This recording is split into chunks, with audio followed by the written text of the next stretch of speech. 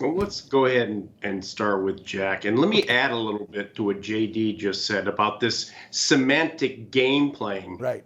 that Jack is engaging in. Now, what he did was, in the initial indictment, he called President Trump the 45th president of the United States and a candidate for president in 2020. Well, what he did in the superseding or new indictment was take out the 45th president of the United States and simply call President Trump a candidate for president in 2020, thereby attempting, very lamely attempting, to get around the Supreme Court ruling that says Trump is immune from prosecution for official acts. So that's how pathetic this guy is, Danny. But listen, what will happen is that there's zero chance that this case will go to trial this year.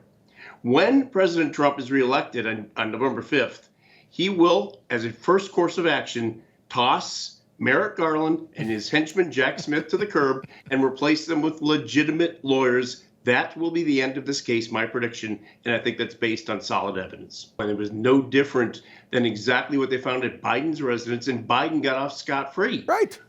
And Biden was vice president when he seized and stole those documents and packed them in his garage. So you explain to me how that happens, because I can't explain it. Yeah, no kidding. As president, you are allowed to declassify and take things. I've had constitutional attorneys on till I'm blue in the face that have confirmed that. But the vice president doesn't have that authority, correct? Cannot. That's absolutely correct. I mean, this filing today from Team Trump, they're pretty much accusing her of being, and I don't know all the legal terms, but of being racist towards Trump and some of the co-defendants? Is that what racial animus? Like, what are they saying in this, why it should be? Yeah. What are they saying? I mean, there's a videotape, you can see it on YouTube, where she goes into a church and she launches into this race-baiting tirade that I can only believe was geared toward poisoning the jury pool against Trump. And if there's anything that will get a prosecutor booted from a case, involuntarily recused from a case, it's doing exactly what she did.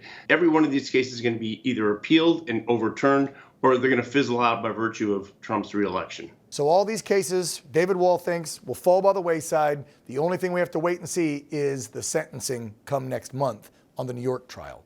Will they put him on house arrest? Will they try and throw him in jail? Or will they wait and not give him any sentence until after the election? That's the one. Are you hearing anything on that one?